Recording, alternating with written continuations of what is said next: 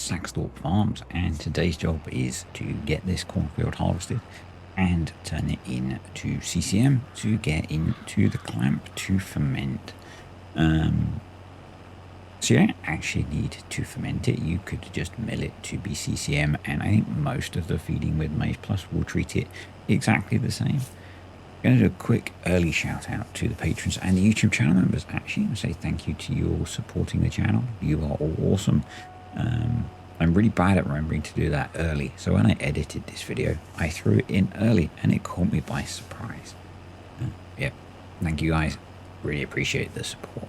Yeah, in most of the feeding, CCM unfermented and fermented, not the actual fill type names. Well, CCM fermented is the fill type name, I believe, are treated the same for most of the feeding, I believe, but I decided to ferment it for that added bit of not really realism, but how it's done in the real world. You know, I suspect a few of us have seen the video of the huge CCM operations in the US where they're milling it and compacting it and stuff. So I thought I'd do it on a much smaller scale.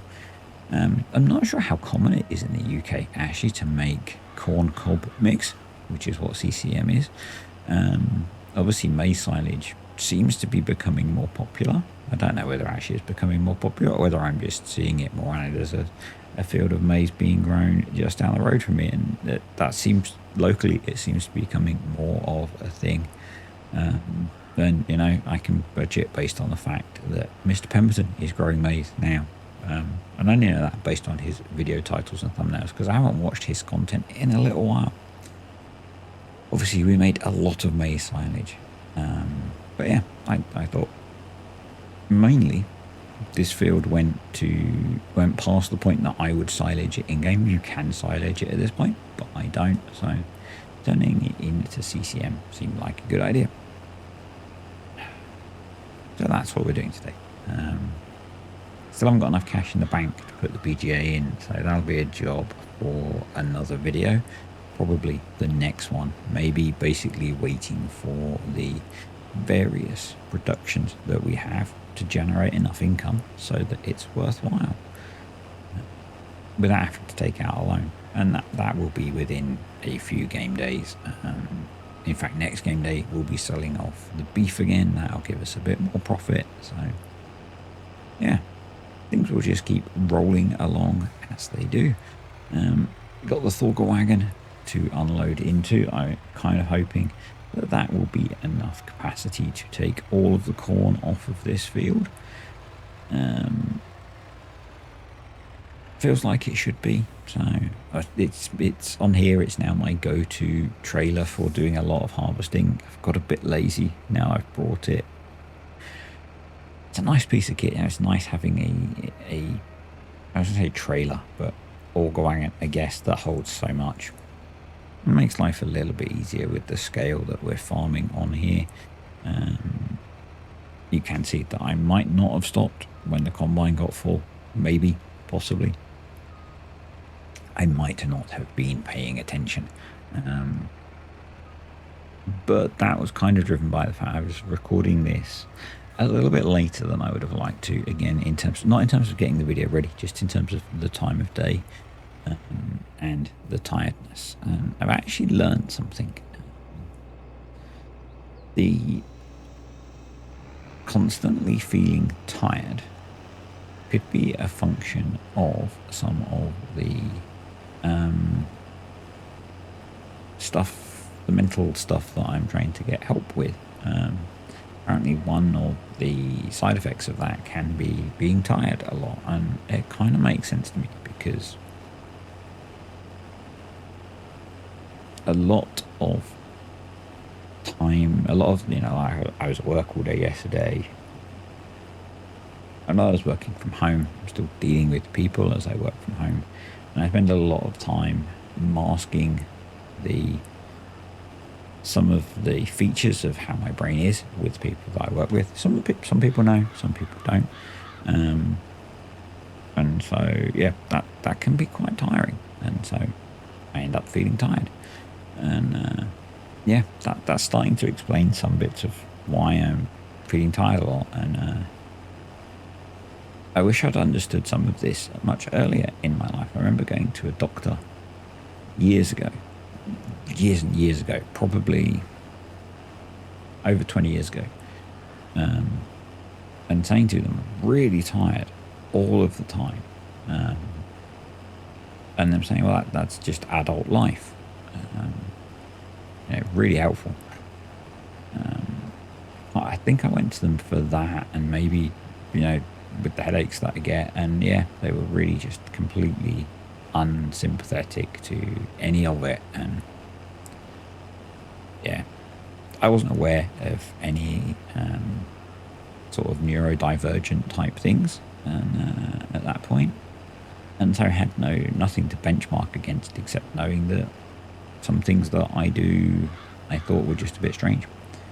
And yeah, it turns out actually a lot of them are, well, maybe they are a bit strange, but there's good reasons for them. So it's just how my brain is. So we're starting to cut into the cornfield now. I have done what I quite often do, and I've left the auger wagger, I guess, at the end of the run, so emptied, and started to cut in. But yeah, so a lot of the things that I find quite difficult or quite tiring are explained by being features of neurodivergence. Yeah, the tiredness is one that I hadn't really thought about until I was reading some stuff earlier this week about it. It does kind of explain it, because I'm there's another layer of, gonna sound weird, another layer of processing going on in my brain to try to appear more normal in my day job. So yeah, and that's why last night I was feeling quite tired, but kind of quite frustrated and annoyed with some things. As you do, I calmed myself down by listening to some Slipknot, nice, relaxing, peaceful music to listen to. Slipknot, a bit of Pantera, a bit of Papa Roach. Yeah, just nice, calm music, chill me out a bit. And then fired up a bit of farm sim. Knocked out most of this video, but kind of there was the odd mistake, because mentally I was quite tired still. So yeah, hadn't really planned to talk about any of that today, but hey, a little bit of insight there for those of you that haven't picked up on the whole neurodivergent thing, which is the thing that I'm trying to, or I have seen doctors about and now waiting for a little bit more advanced help on. Yeah. And another thing that I was going to talk about today, because sometimes the videos are very, very different lengths, and my explanation for that, which might sound weird, is videos are the length they end up being. The way that I make a video is I have a thing, usually, that I end up doing, and I'll record the bits that to me feel like I should record. And sometimes that means it's 20 minutes, sometimes it means it's 30 minutes. And this one, actually, I thought it was going to be longer when I edited it, but it turns out just over 30 minutes. And yeah, there is a chunk that's a single chunk that's much longer than I would normally record, and that made me think this was going to be quite a long video. Yeah. Again, this is an example of what happens with the way I make content, which I think is generally, I'm going to say, a bit unusual. I don't know, because I don't know if anyone else has adopted this style of making videos. The whole play game and then make video and talk over the top of it. Actually, it's quite nice for me. It's something that I talked about on the Terra live stream last week. It means when I play the game, I can just relax and play the game. I don't have to worry about doing this bit and any of that stuff. And particularly if it's things like the Maze Plus Pig Farmer, where I'm trying to put information in, I don't necessarily have to have all of that compiled at the time. I can just do the game bits and throw the other stuff around it. It's kind of cool. yeah, so I find this a much more relaxing way of making videos, like the Valley of the Old Farm one, where I did almost live this week, and then I wasn't sure about something. I ended up replacing some of the commentary because I was talking about stuff that I wasn't sure about, and it turned out I was wrong. I initially put some text over the top of the wrong bits, and then I ended up just replacing it. Yeah. So this approach I tend to prefer for how I like to do things. It's also why I find, and I don't want to get back to, actually, I miss playing the Roback series. This week's not a good week for it either, with how things have gone on. But it's why I find streaming quite difficult, because it's live. But we'll get back to that. Yeah, it's been quite a weird week. I think I said my car's been in the garage. I don't know if I said, actually. To drop my car off at the garage on Friday to have the handbrake fixed. It had one. Apparently, cars have 3 handbrake cables. Kind of makes sense. One common one that goes to the handbrake lever and then to the Golf to each side. I think one of the longer ones going to one side had snapped, and the others were badly corroded. It's quite an old car now, and so I had to have all of those replaced. And they dropped it off on Friday. They diagnosed it, had to order parts, and then because the garage is slightly short-staffed at the moment, didn't get it back until today. Today being Tuesday, not today being when you see this, because I'm actually a little bit ahead, which is a nice change. Yeah, so it's been a bit of a weird week with getting stuff done and work and things. So, yeah. And things are still a bit, yeah. Still very tired, as I said. Still getting used to different things. But I couldn't really, because sleep's still not awesome. Yeah, I could happily have kind of shut my brain down at sort of 8 o'clock last night, but apart from the being a bit fed up and frustrated about stuff and relaxing to some, I felt like I could fall asleep listening to some pretty heavy, angry music. It was weird how therapeutic and relaxing it was for my brain. But I've always liked that kind of music, so yeah. Maybe it's not a surprise that it helped me relax. So I listen to very extreme ends of the spectrum of music. Quite often, if I'm, doing something on my own, I'll either be listening to classical music, because very little lyrics, very peaceful, very nice for my brain. Doesn't require any demand in terms of processing, but gives not complete silence. So quite like that. Or it'll be something like the bands that I've mentioned. And quite often it's only a very small number of songs on a loop. So yeah, that's me. It's more about me. We are getting through this field relatively quickly. It actually didn't take that long to get combined, and this is the last field we've got to harvest. I think it's the last field on the map that needs harvesting. I think the root crop field that I mentioned has been harvested by the farmer. There are some grass working contracts. There are actually 2 silaging contracts that I forgot I had picked up, so we do need to get those done. And the auger wagon's full, so we're firing up one of the old lorries, one of the old Volvos, to bring over to the field. What was I watching? I was watching something or listening to something. I don't remember who or what it was, where they were talking about trucks and semis and lorries. And it got me, I had this thing stuck in my head then about talking about having a semi. And if you're not from the UK, you don't get, maybe some other languages have it, but I mean something very different in the UK, having a semi rather than having a semi. We're going to have a lorry. We're going to use a lorry on here, or maybe a truck, but no semis. Okay. Yeah. Anyway, the Thorgal wagon is full, so we grabbed one of the old Volvos, or the only old Volvo that we still have. We kind of need this anyway, because my plan is to use the other one of those trailers is up at the cow farm, full of silage still, and my plan is foreshadowing, to use that with the mill that we bought last time, which is over at the store at the moment, to mill the CCM into. So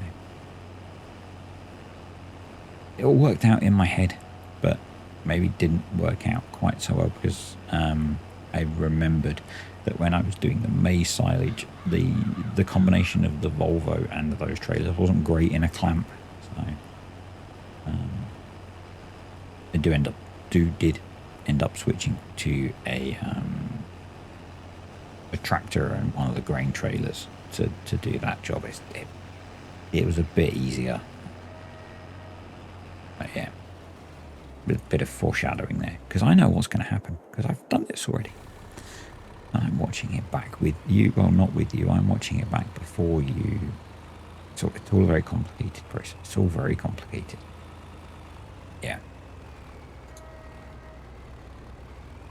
So we'll unload, get the combine I need to get put away now, probably get washed and serviced. We'll get everything over to here. But this is the field that's going to have a BGA in part of it. It's actually going to leave quite a lot of the field. So the plan is to plant grass in here, or maybe actually turn it into pasture for the beef. We'll see. Not entirely sure yet whether we'll do that, but we do need more grassland, so that would miss it. And the reason that I picked up those silaging contracts is so that we get the excess silage bales, because at the moment I can't afford to buy more of the grass fields, because I want to build that BGA first. The alternative would be to buy grass fields and cut grass and just hang on until we build the BGA over the winter, maybe. Yeah. So, although I forgot we had this trailer up here, so I opened the clamp up. Not a problem. So this is from the fermenting bins down at the main farm. We also need to move those bales out of the way, because I want to put the CCM in that box.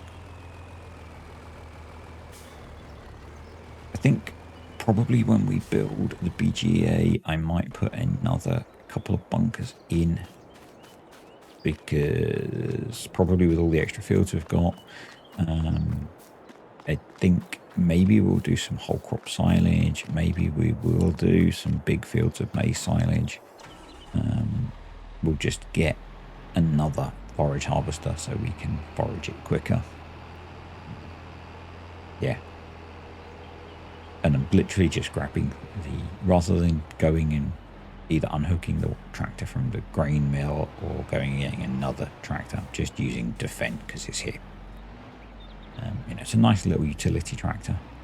We do need to sell the AgroStar and get ourselves a utility tractor up here. So my plan is still to get the short wheelbase T7 to be our feeder tractor, and it'll be a nice tractor to have up here for doing this kind of job, instead of a Fen 2 track, which we are going to be putting to work in the fields very soon. So it won't actually be available for doing this job, but through a lot of, probably half the year, it sits dormant, so it might as well do something. Yeah. Still got a reasonable number of bales, but I'm not super happy with how many we've got. I think we should get another cut of grass off the bat. Another cut of grass this year, maybe. I'm not certain. Might need to have a look. It might be sensible to, rather than building the BGA, buy some of the grass fields while they've got grass in them. That might be a much more sensible approach. Make sure we've got plenty of feed. Obviously, we've got a lot of maize silage, and we could just go really heavy on the maize to feed through the winter. Yeah, I decided not. It's been a while since I cracked. Decided not to load those last 3 up with the trailer. We'll just grab the front loader telehandler, and move those. Teleporter. I think that's what some people call them in the UK. Beam me up, I guess. I know. I'm sorry.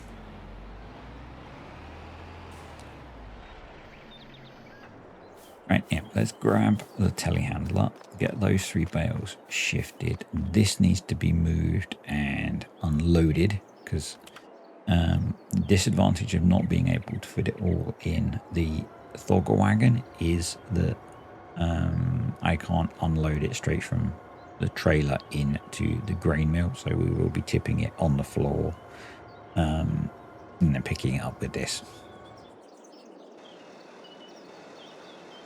Really handy having this thing.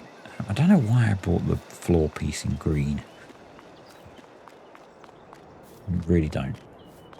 It looks like I suspect so. The Fendt combine is up here at this farm now, so I think probably we're going to end up storing all of the combines up here. Kind of makes sense, you know. Or doesn't make a lot of difference. We've got a decent amount of shed space up here. Yeah, makes no difference really where we store them. They're going to be sat now until harvest next year. There's going to be, I think, we've got the cornfield needs to be ploughed. I think everything else, unless, and I haven't decided yet, unless I want to plough them all so we don't get weeds, everything else we can direct drill.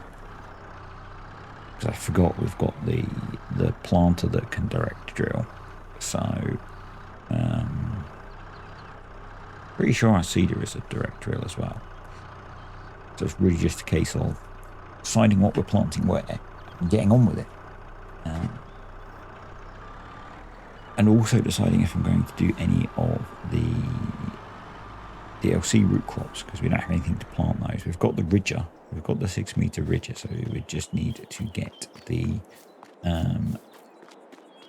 planter to go with it. So I'm struggling for words for a second. So let's fire this up.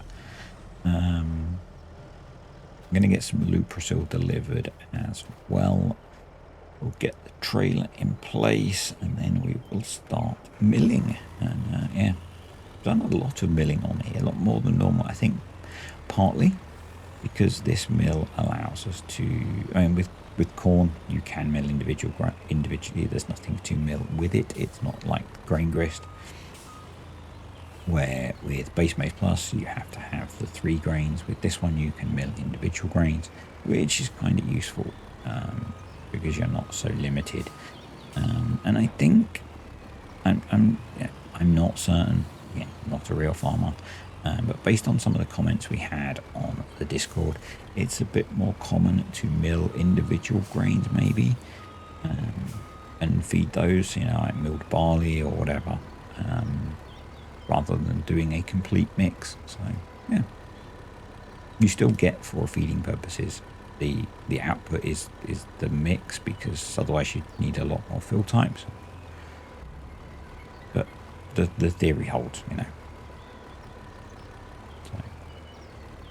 Yeah, just tipping this out will be used. This will very quickly go. This is going to make like 2 feed mixes, 2 or 3 feed mixes, with the rate that I'm using maize silage, which is why I'm thinking that actually planting big fields of maize for silage this time around is going, or next year is going to be sensible probably.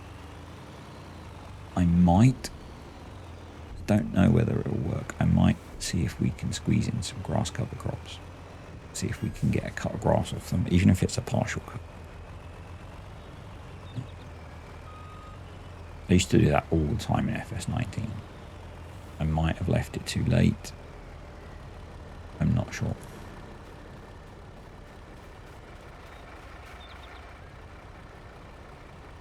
There you go. Luprasil. We need to get Luprasil. That's the jobby. Because that gives us a 7% bonus. So we might as well get that, because Luprasil's not as expensive. Luprasil used to be massively expensive in Maize Plus. I think it used to be about 7 grand for an IBC. It's now a lot less, so definitely worth doing. And I was going to use the Fendt to push the IBC over towards the mill rather than moving the mill. But In the end, I just moved the mill.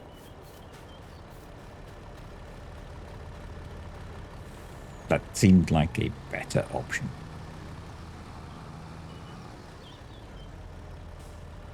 Yeah, seemed like a much more sensible option. There we go. I do like that it's quite a high capacity. I guess it's that barrel on the side, which holds the luprasil. Which the theory with the luprasil is, why I guess you should ferment it is that I think it's an additive to aid in improved fermentation, which is why you get a better yield. Better yield reflecting better quality fermentation and therefore better feed value. Because you can't represent better feed value, but you represent that by more yield. A bit like silage additive, you can't represent better silage fermentation, but you do that through giving more when you use silage additive. Right, and off it goes. And my trailer is not quite in the right position. It looked like it was, but it is not. Obviously the trailer is maybe a tad big, and that's why I end up swapping in the end, but there we go. Brilliant. Let's get this stuff all milled and in the clamp. So first lorry load full, 48,000 litres. Actually, we got a decent amount off the field. So it must have been, I think it was, I don't remember actually, 150,000 litres, something like that of corn. I really wasn't paying that much attention. A lot. More than I expected. Because I didn't expect to fill off all the wagons. Yeah. And I kind of like... So there was randomly, I don't know why there was a bit of whole crop in here. But the field type switcher switched it to CCM as we backed in. And it went bright yellow. So if you've got less than 4,000 litres, the field type switcher switches to what you bring in. So, there we go. So first lot going in. It does seem to be quite big on the ground. That's not a problem. It's not like we've got millions of litres to fit in the clamp. It's just, I think this is the first time in FS19 I've done CCM like this. So it's kind of cool. Kind of a new thing. I can't believe it's this late into the game and it's the first time that I'm doing this. Yeah, I was tidying some I think it was some video footage up, and I found as Maize Plus was releasing, I had started a save on a map that was going to be my kind of Maize Plus tutorial Let's Play demo series thing. And I did a few episodes, and then Attingham came out before Maize Plus, and I switched to doing it all on Attingham. So I got rid of those because I was trying, my archive drive was getting very full. So I think it was sat at about 10 terabytes. So yeah, so I switched to one of the grain trailers and the Deutz. Make things a little bit easier. And I've been using the Fent with the leveling blade to keep the clamp somewhat compacted and somewhat level. And I completely missed that the mill had run out of luprasil for quite a long time. So we could have got a fair bit more, I think, but it is what it is. I've refilled it now. Yeah, I think I completely missed that. Is what it is. Doesn't really matter. Got plenty. So this is just going to be a kind of addition to the feeding. Because at the moment I'm really just doing maize, silage, grass silage, and some straw or hay. This will just give a little bit more. So I've got the belt set up now. I've got the mill going. Dumping into the trailer.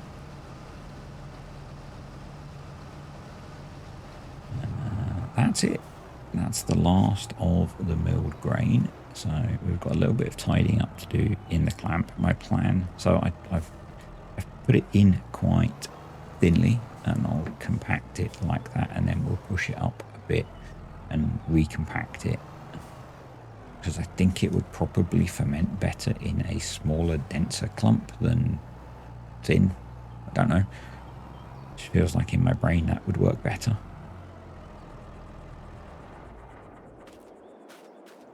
Yeah, and the Fent does a cracking job of compacting, because there's not a huge amount in there, so didn't need the rollers. I just had the blade on set quite high initially, just to knock the peaks off, so that I could drive over easily, get it compacted, and then when I come back, I'll have it much lower, and we'll push it all back into the clamp, get it covered. And that worked okay. You'll see, like this. Yeah, 166,000 litres of CCM for the cows. So should be a nice little bit of additive for however long it lasts. Just need to do a few percent compacting. I'm going to drop the leveling blade off for that, because it keeps picking up some. And I just want to be able to run over it and just finish the compaction off. Anyway, thanks for watching, guys. Hope you enjoyed this video. If you did, click the like button. Any comments, questions, or suggestions, stick them below.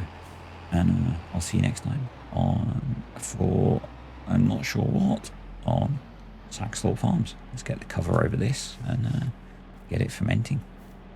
See ya.